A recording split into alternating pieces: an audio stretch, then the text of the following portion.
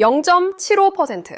일본은행이 9일 기준금리를 0.75%로 인상했습니다. 30년 만에 최고치입니다.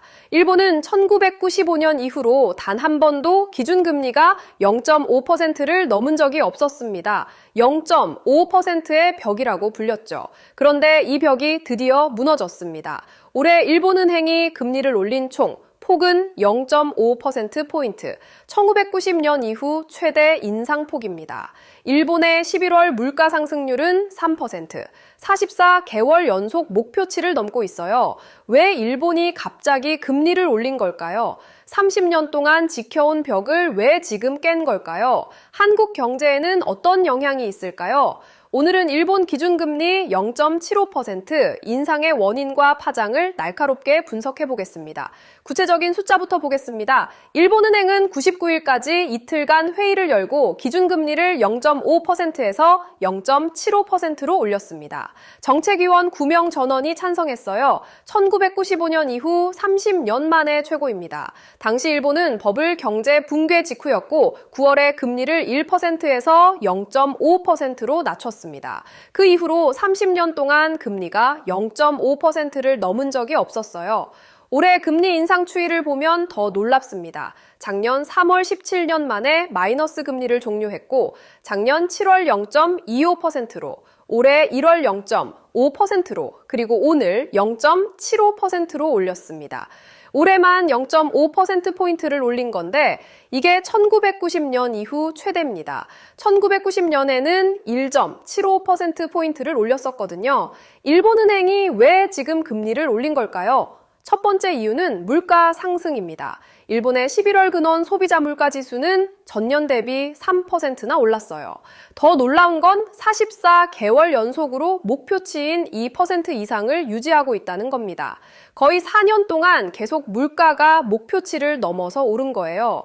두 번째 이유는 엔화 약세입니다. 엔화 가치가 떨어지면서 수입 물가가 상승했어요.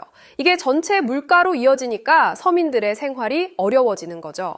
세 번째 이유는 실질 금리가 여전히 낮다는 점입니다. 일본은행은 물가 변동을 고려한 실질 금리가 현재 마이너스 수준이며 금융 환경이 여전히 완화적이라고 판단하고 있습니다. 겉으로는 0.5%였지만 물가가 3% 가까이 오르니까 실제로는 돈의 가치가 떨어지고 있었던 거예요. 네 번째 이유는 임금 상승 전망입니다. 내년 봄 기업의 임금 인상률이 낮지 않을 것으로 전망되는 점도 영향을 미쳤습니다. 임금이 오르면 소비가 늘고 물가도 더 오를 수 있거든요. 다섯 번째 이유는 트럼프 행정부의 관세 정책 영향이 생각보다 크지 않다는 판단입니다. 일본은행은 3월부터 6차례 금리를 동결했었어요. 트럼프 대통령의 관세 정책 영향을 지켜보려고 했던 건데 최근 그 영향이 예상보다 크지 않다는 견해가 퍼지면서 금리 인상을 단행한 겁니다. 우에다 가조 일본은행 총재가 지난 1일 강연에서 한 말이 주목받고 있습니다. 정책 금리를 올린다고 해도 완화적 금융 환경의 조정이며 경기에 브레이크를 거는 것은 아니다. 금리를 올리긴 하지만 경제를 억누르려는 게 아니라는 겁니다. 지금까지 너무 풀었던 돈줄을 조금 조이는 거라는 거죠. 실제로 0.75%라는 금리는 여전히 역사적으로 낮은 수준입니다. 1990년대 이전에는 금리가 몇 %대였거든요. 시장에서는 앞으로의 금리 방향에 촉각을 곤두서고 있습니다.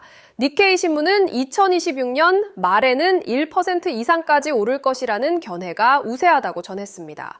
1% 이상이면 지금보다 또 0.3%포인트 이상 오르는 겁니다. 만약 추가 금리 인상에 신중하다는 인식이 시장에 퍼지면 엔저가 가속될 위험이 있고 금리 인상 전망이 과도하게 반영되면 장기 금리가 급등할 위험도 있습니다. 최근 일본의 장기 금리는 2% 수준에 근접했어요. 금리 상승은 일본 정부에도 큰 부담입니다. 책임 있는 적극 재정을 내세운 다카이치 사내 총리는 일본은행의 금리 인상을 용인한 것으로 보입니다. 용인했다는 건 막지 않았다는 뜻이에요. 하지만 금리 상승은 막대한 부채를 안은 일본 정부의 이자 부담을 키웁니다. 일본은 국가 부채가 엄청나거든요. 금리가 오르면 이자 부담도 늘어나는 거죠. 적극 재정을 내세운 다카이치 정부로서는 돈을 많이 써야 하는데 금리가 오르면 이자 부담 때문에 쓸 수 있는 돈이 줄어드는 겁니다. 하지만 물가가 계속 오르고 엔화가 계속 약세를 보이는 상황에서 금리 인상을 막을 수는 없었던 거예요. 결국 서민들의 물가 부담을 고려해서 금리 인상을 받아들인 겁니다. 일본 경제의 역사를 좀 더 들여다볼 필요가 있습니다. 일본은 1990년대 초반 버블 경제가 붕괴됐습니다. 부동산 가격이 폭락하고 주식시장이 무너지면서 일본 경제는 긴 침체기에 들어갔죠. 이를 잃어버린 30년이라고 부릅니다. 이 시기 동안 일본은 경제를 살리기 위해 계속 금리를 낮췄어요. 1995년 9월에 금리를 0.5%까지 낮춘 뒤로는 0.%대에서 움직이지 못했습니다. 심지어 2016년부터 2023년까지는 마이너스 금리 정책까지 시행했어요. 은행이 중앙은행에 돈을 맡기면 이자를 받는 게 아니라 오히려 수수료를 내야 하는 겁니다. 그만큼 시중에 돈을 풀려고 했던 거예요. 그런데 최근 들어 상황이 바뀌기 시작했습니다. 작년 3월 17년 만에 마이너스 금리를 종료했고 이후 3차례 금리를 올렸습니다. 이건 일본 경제가 30년 만에 정상화되고 있다는 신호로 볼 수 있어요. 그럼 이게 한국에는 어떤 영향이 있을까요? 첫 번째는 환율입니다. 일본이 금리를 올리면 엔화 가치가 상승할 수 있어요. 그러면 원화 대비 엔화 가치가 올라가서 한일 환율에 영향을 미칩니다. 엔화가 강세를 보이면 일본 제품의 가격 경쟁력이 떨어지고 한국 제품이 상대적으로 유리해질 수 있어요. 두 번째는 수출 경쟁입니다. 한국과 일본은 반도체, 자동차, 전자제품 등에서 경쟁 관계에 있습니다. 엔화 가치가 오르면 일본 제품이 비싸지니까 한국 제품이 유리해지는 거죠. 하지만 반대로 일본 경제가 살아나면 한국의 대일 수출도 늘어날 수 있습니다. 세 번째는 글로벌 금리 환경입니다. 미국이 금리를 내리고 있는 상황에서 일본이 금리를 올리면 전 세계 자금 흐름이 바뀔 수 있습니다. 일본으로 자금이 들어가면 다른 나라에서는 자금이 빠져나갈 수 있거든요. 네 번째는 관광입니다. 엔화가 강세를 보이면 일본 여행 경비가 올라갑니다. 한국 사람들의 일본 여행이 줄어들 수 있고 반대로 일본 사람들의 한국 여행은 늘어날 수 있어요. 정리하겠습니다. 일본은행이 9일 기준금리를 0.5%에서 0.75%로 올렸습니다.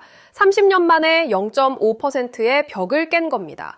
올해 전체 인상폭은 0.5%포인트로 1990년 이후 최대입니다. 일본의 물가 상승률은 44개월 연속 목표치를 넘고 있고 엔화 약세로 인한 수입 물가 상승 우려도 커진 상황이었습니다. 우에다 총재는 경기에 브레이크를 거는 게 아니라 완화적 금융 환경을 조정하는 것이라고 강조했습니다. 시장에서는 내년 말 일본 금리가 1% 이상까지 오를 것이라는 전망이 우세합니다. 한국 경제에도 환율, 수출 경쟁, 관광 등 여러 방면에서 영향이 있을 것으로 보입니다. 30년 만의 역사적 전환점, 일본 경제의 정상화가 시작된 걸까요? 앞으로의 변화를 주목해야 할 것 같습니다. 오늘 영상이 도움이 되셨다면 좋아요와 구독 부탁드립니다. 댓글로 여러분의 생각도 들려주세요. 다음 영상에서 또 뵙겠습니다. 본 영상은 니혼게이자이 신문 2025년 12월 19일 연합뉴스 2025년 12월 19일 보도를 참고하여 제작되었습니다. 공개된 보도 내용과 일본은행 발표 자료를 바탕으로 작성되었습니다.